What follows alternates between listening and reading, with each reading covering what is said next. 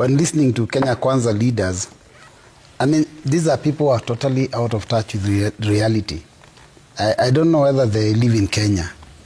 I've listened to people there cheering, the normal choir of Kenya Kwanza, cheering William Samoei Ruto, but for some reason they seem not to realize that this is the most unpopular president we've had since independence, and obviously because of his own doing, because when he came up with very, very severe and punitive tax measures, this culture of of goonism, the culture of intolerance, the political insults, the political lies, all these things really have a role to play with how Kenyans are feeling, and it's not us. We are not the problem. How do you determine that he's the most unpopular? Oh my goodness! There's no president who's been talked about negatively more than William Samoei Ruto in the history of this country. You go to any place, you find 10 people and ask them how many will vote for Ruto, you'll be lucky to see 2 hands up out of 10. That's a reality on the ground wherever you go, including his own region. These are the facts. Never mind that repeated opinion polls show that he is at 20%. Higher. At 20%. No. At 23. He may not be the threshold, but he's better than everyone else. At 23. He's at 20%, so I'm right when I said 2 out of 10. And remember, he's the president with the power. But I wanted to just say that, 2 wrongs don't make a right. And I'm saying this because my colleague here has really defended this regime to the point of even accusing border operators. I want to say these are hardworking young Kenyans that are just earning a living. A few may be involved in criminal activities, and there's also very many criminals who don't operate with borders, even some with huge fuel guzzlers. So you cannot condemn one region of the country and say, or rather one sector and say that if you're operating border, then you're a criminal. That isn't fair. But I want to also say that when I talked about the regime being the ones that are involved in this goonism, is because they are in power. And some remember the buck stops with the current regime. Any criminal activity taking place today, any goonism that is happening today, goons escorted by police, we cannot blame Uhuru Kenyatta because his regime is over. We cannot go back to Kibaki. We cannot go back to Moi. We can only talk about the current regime because this is current affairs. So I am saying the buck stops with this current regime, and they have failed to provide security, which is one of the roles of any regime in power. So if they are unable to secure leaders to be able to address peacefully in Keumbu, then who is to blame? Isn't it the regime? So I'm saying they are the ones that are taking us out of the system of law and order, and probably taking us the Haiti way because of this political intolerance. How do we deal with this?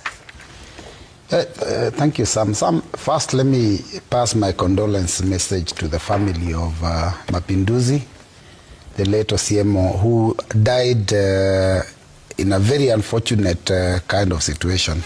And I'm saying that, Sam, because I'm also, as you know, a victim of political violence. Because years ago I was injured, and I live with that pain up to now. In a political situation where we were just demonstrating, escorting the late Raila Amolo Odinga from the airport to Uhuru Park. And of course then the regime felt that it wasn't right, we shouldn't have done that, and I got injured in the process. I am seeing that the violence is becoming even more now. Because, and I don't know whether this regime is running scared, because, when you look at where the violence is being observed, it is in places where those of us who believe in the fact that William Ruto should serve 1 term and leave office, we always get attacked by those that think that he should continue in office.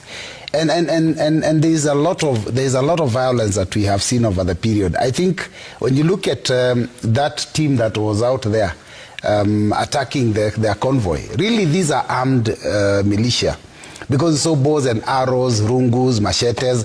How in today's day and age do you have a militia group of hundreds of youth? The photos speak volumes, and in a country which is governed by the rule of law. And they go to a market and they say that you cannot stop here and speak because you will speak against our member of parliament. Words of the leaders cannot be as dangerous as the kind of weaponry and violence that these people have meted out. In the process, they've killed an innocent person, a sound man, a person who was just trying to earn a living. I don't know what to do, but I condemn in the strongest possible terms this kind of misbehavior by this regime. And I think you know that we have in this country, we have institutions. Some. It is so unfortunate that so many years down the road, we keep having incidents like this, and you know, a few people will be arraigned in court, and after a week or two, that story dies. I don't know what needs to happen. I think we need to also stop dealing with these young men that are being hired. These are unemployed young people. They have you know, these are people who probably you know, fate has dealt them a very negative blow. They have no employment. You know, the education in this country is too expensive for them.